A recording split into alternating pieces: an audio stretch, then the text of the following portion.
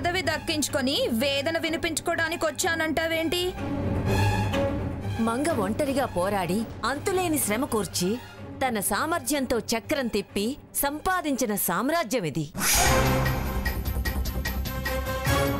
ఒంటి చేత్తో పెత్తనం చెలాయించిన అధికారాలు తనవి.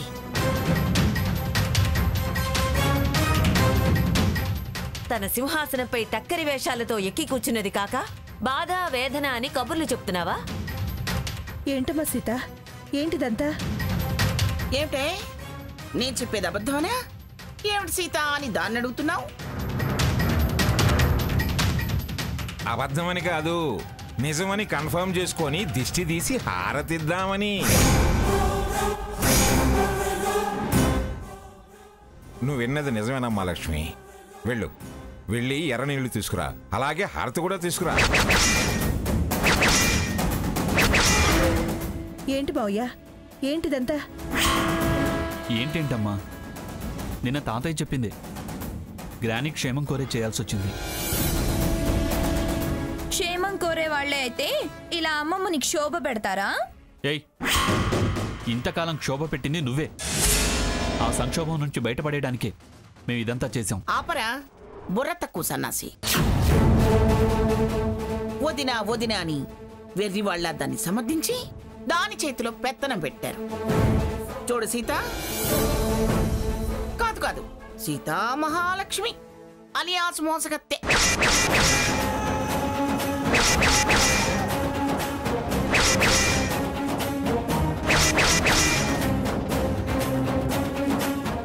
నువ్వు నా మాట కాదని గడప దాటి లోపలికొస్తే నేను నా పౌడి చెంగుతో ఉరేసుకుంటాను. అమ్మమ్మ గారు, నీ మాట నాకు వినపడటానికి వీల్లేదు. నీ నీడ కూడా నా మీద పట్టడానికి వీల్లేదు. వెళ్ళు, మర్యాదగా వెనక్కి తిరిగి వెళ్ళిపో. వెళ్ళను అమ్మమ్మ గారు, అస్సలు వెనక్కి తిరిగి వెళ్ళను. నిజాలేంటో మీకు తెలియాలి. అవి మీకు అర్థమయ్యేదాకా నేను చెప్పేది మీరు వినేంత వరకు నేను వెనక్కి తిరిగి వెళ్లే ప్రసక్తే లేదు. పదవి దక్కించుకుందిగా, ఇక నెక్స్ట్ ప్రోగ్రామ్ డిసైడ్ చేసుకునే వచ్చింది. నువ్వు వస్తే ఊరేసుకుంటానని నువ్వన్నా చచ్చేదాకా పోను, ముందుకే వస్తానంటుంది. కొట్టనంటే మాడు. వయసు చూసి చేయి చేసుకోలేకపోతున్నా. సీత, నోర్మై. మందరి వేషాలు ఇప్పటికైనా మానుకో.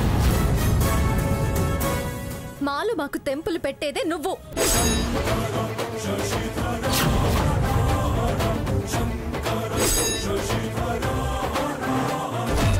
ఆక్రందన.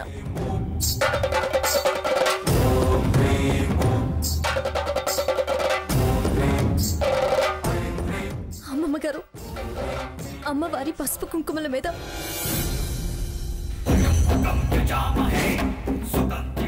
నా ఐదోతనం మీద ప్రమాణం చేసి, ఈ అగ్ని సాక్షిగా ప్రమాణం చేసి మరీ చెప్తున్నాను.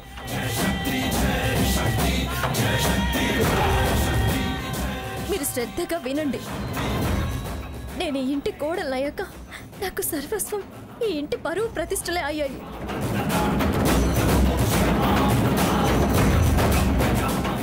ప్రతి క్షణం అందరి క్షేమం సుఖ సంతోషాలుగా మీ అందరి ప్రేమాభిమానాలే కోరుకున్నాను.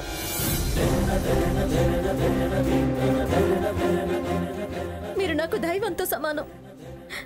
నేను కానీ నా భర్త కానీ మీ ప్రేమ కోసం వెంపర్లాడుతున్నామే కానీ ఆస్తి కోసం, అంతస్తు కోసం, పదవి కోసం ఎన్నడూ ఆశపడలేదు.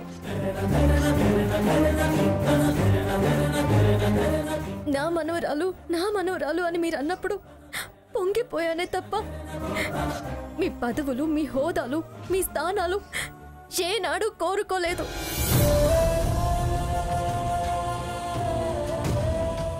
మీ నీడలో బతకాలని ఆశపడ్డావే తప్ప మరొక ఆలోచన ఎప్పుడు చేయలేదు అమ్మమ్మ గారు.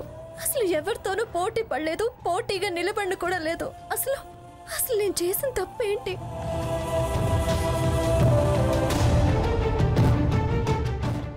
ఎందుకు దాని మాట కట్టుబడి మీరు మారిపోయారు? అసలు ఆ భాగీరథికి మీరు ఎందుకు దగ్గరయ్యారు? అయ్యో, క్రిస్టల్ పెట్టే టైం అయిందే. ఇప్పుడు అమ్మమ్మ మామూలు మనిషి అయితే మామూలు పరిస్థితికి వస్తుంది.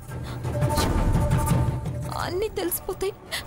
ఎలా ఎలా ఇప్పుడు?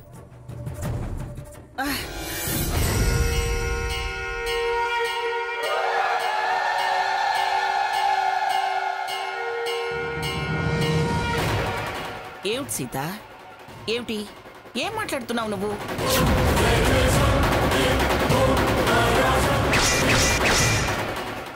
నేనెవరి మాటలకు కట్టుబట్టమేమిటి? నేను భాగీరథికి దగ్గర అవడం ఏమిటి?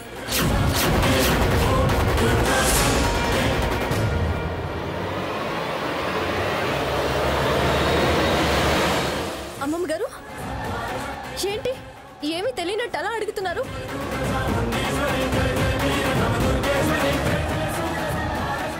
ఏంటి క్షణం క్రితం అది నా ఫ్రెండు, దాన్ని ఏమన్నా అంటే ఊరుకోను, ఊరేసుకొని చచ్చిపోతాను అన్నావు.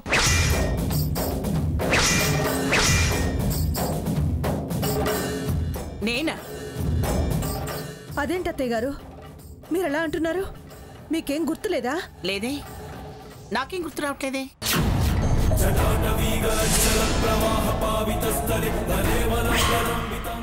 మీరంతా ఏదేదో మాట్లాడుతున్నారు.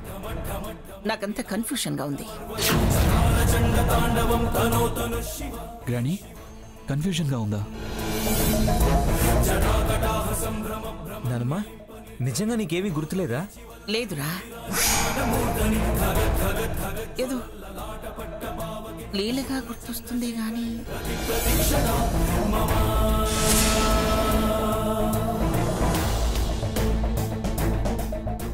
అని ఏ విధంగా అదేదో చెప్పలేని పరిస్థితి రా నాది. అమ్మా సీత, దీని పరిస్థితి చూస్తుంటే అంత విచిత్రంగా ఉంది. చెప్పు సీత, దీనికి ప్రతి విషయం గుర్తొచ్చేలా చెప్పు.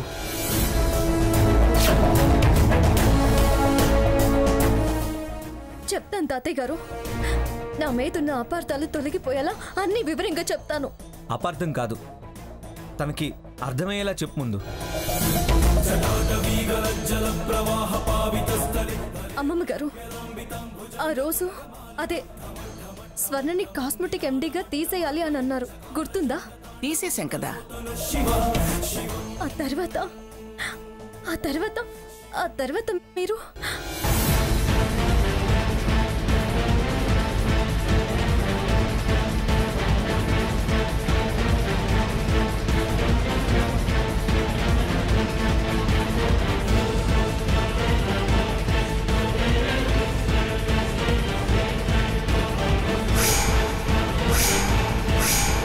నిజమే సీత, నిజమే. ఒక్కొక్కటిగా నాకన్నీ గుర్తుకొస్తున్నాయి. మీరెందుకు అలా ప్రవర్తిస్తున్నారో మాకెవరికి అర్థం కాలేదమ్మమ్మ గారు. మీ పరువు మీరే తగ్గించుకున్నారు. సంస్థ పరువు మర్యాదలు ప్రతిష్ట దిగిజారిపోయేలా ప్రవర్తించారు.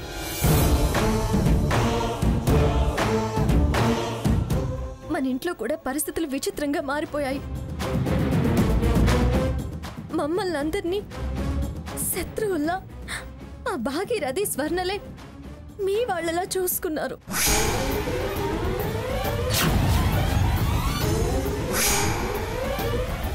మీ ప్రవర్తన మా అందరినీ చాలా భయపెట్టింది. ఎక్కడికి వస్తున్నావు? ఏమంగా అంతే కదా? అవునవును, ఇది నా చిన్ననాటి స్నేహితురాలు గ్రాని. అప్పుడానికి నువ్వెవడు రా? నువ్వు రా భాగీరథి, నువ్వు వచ్చి కూర్చో.